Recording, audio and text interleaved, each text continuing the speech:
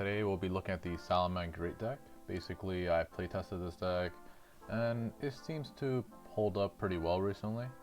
I have made some changes, many changes from my old previous deck profiles, and I feel like this is like a pretty good profile to play. So a couple of changes I've made is I've added in talents. Obviously, you don't have to play the expensive cards like Access Code Talker or Underworld Goddess. I have played this deck without them, and this deck is perfectly fine even without them.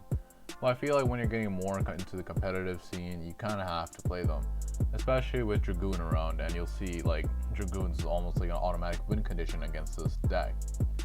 And the deck strives against usually any rogue matchup or any back row matchup or control matchup. But when it comes to a deck that can make huge monsters very quickly, you will have time, like you'll struggle against them no matter what. And I feel like the replays really demonstrate that very well. So let's go over these replays. So let's go for the meta matchup. So this is very like this is Zoo like control deck, and their main purpose of this deck is just to sit on Zeus with like 6 materials, or I think 4 materials. It's up to twice, I believe. And over here, as you do your regular Salamangreat play, this is what you're always aiming for. Basically, you just want to have the board with a gazelle in your hand and like a trap and like at least 3 interruptions. So here's the end board basically. I get the Jaguar back to get the gazelle back into my hand. I always want to have that for the follow-up turn, and this is basically it. So 2 pops, a hand interruption or graveyard, and against this deck it didn't really matter. And then we have the Ash for the tanky and stuff like that. And this is great. So in this case, basically Cosmics this, and that's like my only like good interaction against this deck, because if I Ash the tanky, I have nothing to do after that. He's just gonna make the biggest Zeus in the world and just sit on it. Basically he attacks directly. This is pretty smart. He's a really good player. He was trash talking though, I don't know why. Like, you don't have to do that. It's just a game, buddy. But here you go. I make thing transcode. I was going for the OTK because I'm like, if I get on to transcode, I mean Access Code Talker, I have a chance, but he didn't even let me do that. He was smart about it too. So yeah, there you go. And it's all gone. I had Will, I tried playing through it, but then this card does not want to return. I'm like, it's too much pressure for me. And that's how he gamed me, basically. He just sat on Zeus, and that's all he had to do. But this deck, that's the thing. Every card in this deck is basically a monster reborn. It will come back to life one way or another. It's very reoccurring. My overall, after like playing these after playing these games, I realized like this deck does need adjustments, and that's why I put the triple tactic talents in. Even goes in matches, a great card to play against these kind of decks. Like, look at this. There's 2 different attributes. This would work really well if I drew it. And so, particularly, I had to side in a lot of cards against this matchup. I feel like Salamangreat's a great matchup, like to play with. I mean, not matchup to play with, a deck to play with, because their side game is really good. Because most of the stuff is just hand traps, and you can just replace anything with a hand trap, or like replace the hand trap with anything side deck related. In this case, I did add the Regeki because I feel like most decks in this format can't even handle Regeki. It's funny. And I also added Gallo because it's just a Zeus, right? Just trigger the Zeus and you're done in this game. Also, I don't know if you'll notice in the replays, I open up Broken every game. It's crazy. Like, I'm always opening a Circle or Gazelle or Lady Debug. And I feel like even with Mirage Deli banned, you always have Gazelle access, as long as you don't brick hard. In this case, I just went first. I'm like, yeah, I just want to go first always, because I noticed that last game, he didn't use the Zeus effect right away, so I'm like, okay, I'll just go first and get it over with. In this case, yeah, Lightning Storm, really obvious play, and then he also uses the other Lightning Storm for my front row, so I use the Bailing's effect, and he does the same thing again. Attacks me directly and puts like 3 other Zeus cards on there. I mean, Zodiac cards, and he puts Zeus on there. Very typical play, and this is where it's sad because it's a very easy play to out if he doesn't like. He needs to realize that it's very easy to out this board, especially when someone's running kaijus. That's probably his worst enemy for this deck.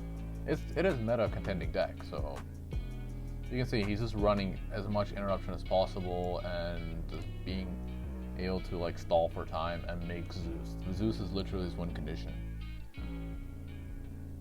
And yeah, he saw this coming this game. One thing to note here: if you make Gamma Seal, you can't use the Transcode Talker effect to reborn.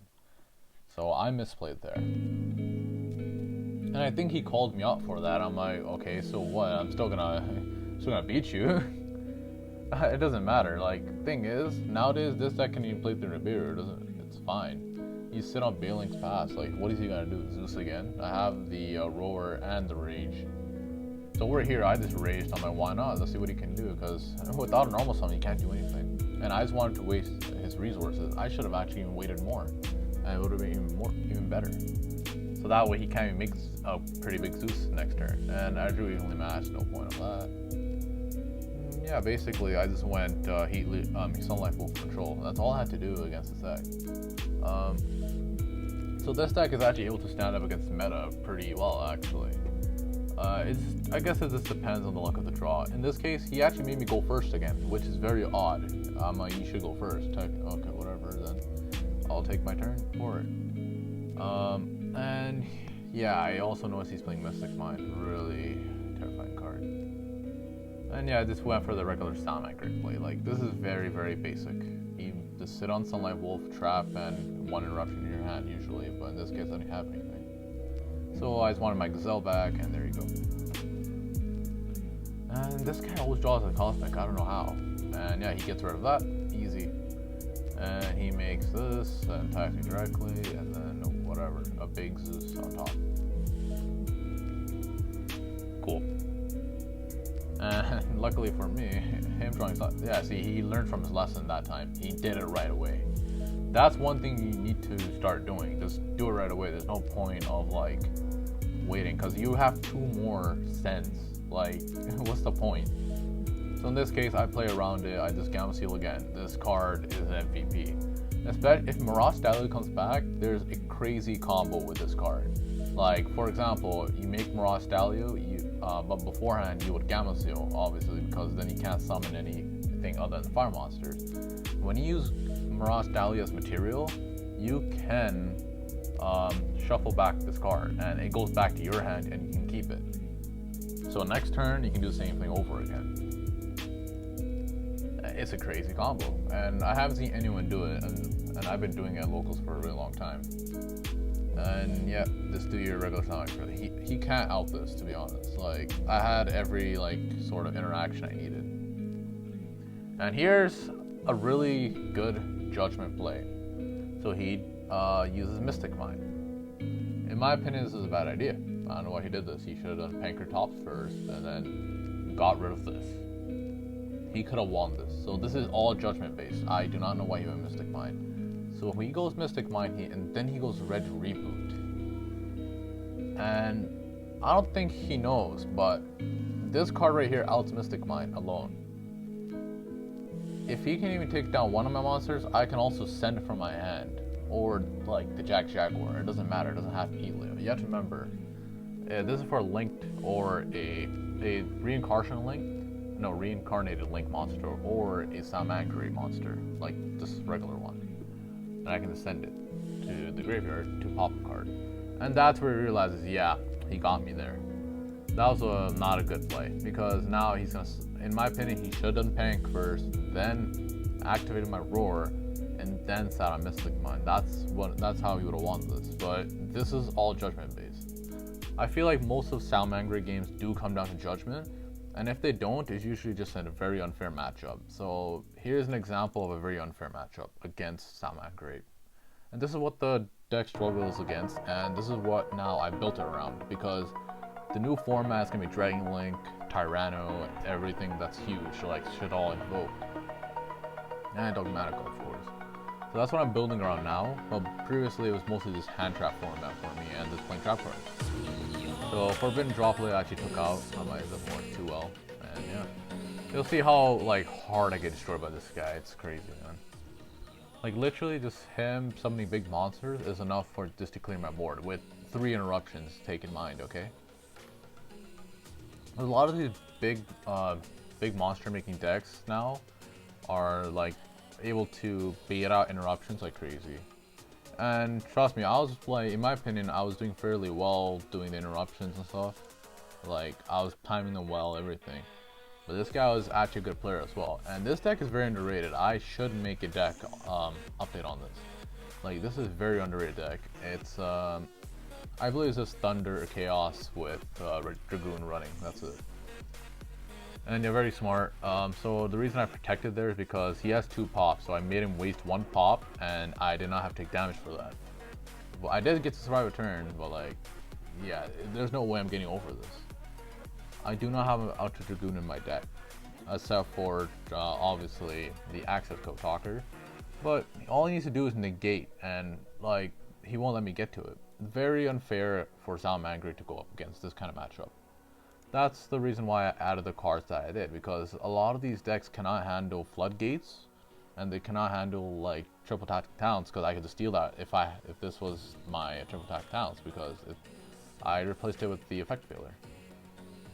Basically any hand trap, I like adjusted the ratios, and so far it's been working alright.